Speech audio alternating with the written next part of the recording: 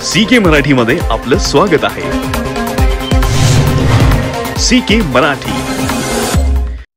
आषाढीच्या निमित्ताने पंढरपूरच्या विठ्ठल मंदिर परिसरात जिल्हाधिकाऱ्यांनी नो व्हेकल झोन जाहीर केला आहे।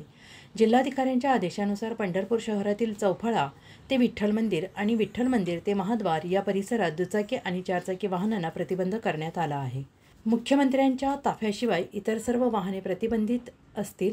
शिवाय अतिमहत्त्वाच्या व्यक्ती किंवा अपंग वयोवृद्ध व्यक्तींसाठी या ठिकाणी इलेक्ट्रिक वाहनांची व्यवस्था निर्माण करण्याच्या सूचना जिल्हाधिकाऱ्यांनी दिल्या आहेत। त्यामुळे मंदिर परिसरात भाविकांचा वावर आता वाहनांच्या अडथळ्याविना सहज आणि सुलभ होणार आहे। आगामी आषाढी यात्रा नियोजनाच्या पार्श्वभूमीवर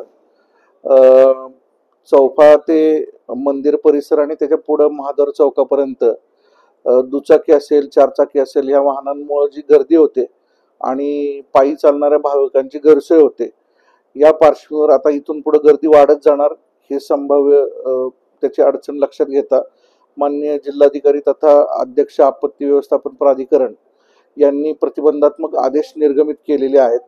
त्यानुसार आजपासून 25 जून पर्यंत पहाटे 5 वाजल्यापासून रात्री 10 पर्यंत आणि त्याच्या पुढे म्हणजे मंदिरात दर्शन 24 तास झाल्यानंतर 26 जून पासून 10 जुलै पर्यंत म्हणजे हा जो मुख्य यात्रा कालावधी आहे या दरम्यान चौफळापासून पश्चिम द्वारानंतर मंदिर परिसर आणि त्याच्या पुढे महाद्वार चौकापर्यंत दुचाकी आणि चारचाकी वाहनांना प्रतिबंध करण्यात आला आहे।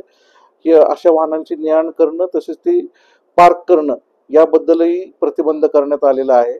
आता जे त्या परिसरामध्ये राहणारे आहेत किंवा व्यावसायिक आहेत त्यांना पोलीस विभागामार्फत पासेस दिले जातील।